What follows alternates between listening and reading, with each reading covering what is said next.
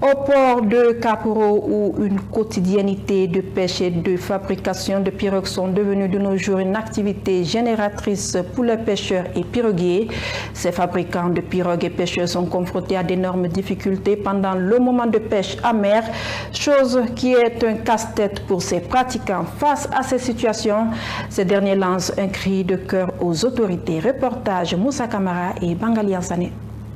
La mer, une vaste étendue d'eau salée, la vue de face est calme et apaisante. Ici, nous sommes au port de Kaporo, où la pêche est opérationnelle. Cette activité se fait à l'aide d'une pirogue construite à base de bois.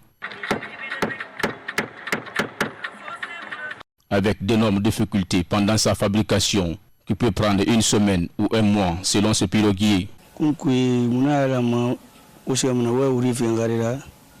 Nous construisons la pirogue à base de bois. Après la fabrication, on la met sur l'eau. Il y a plusieurs bois durs à base desquels nous pouvons fabriquer la pirogue. Et on peut faire une durée de 2 à 4 semaines.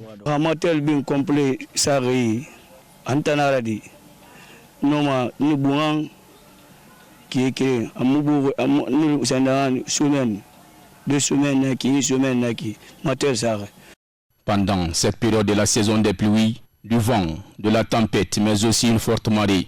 Une fois en mer, au moment de la pêche, sur place, la difficulté est palpable.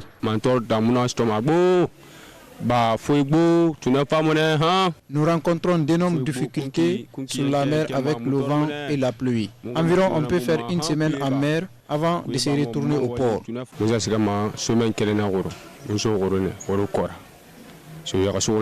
Sous le hangar, de hall de fabrication des filets de pêche, une méthode traditionnelle de fabrication coulée avec des fils de chaîne et des fils de dames dans une navette. Alia Bangoura explique, lance un appel à l'endroit des autorités guinéennes pour un soutien. On achète ces filets tout neufs.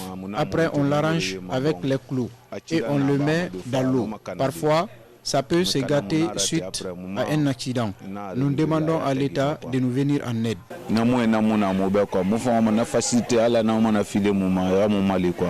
Pourtant, le 2 juin 2024, la ministre de la Pêche avait effectué une visite de travail dans différents ports. Reste à savoir si cette visite pourrait être bénéfique aussi pour les pêcheurs du port de Kaporo.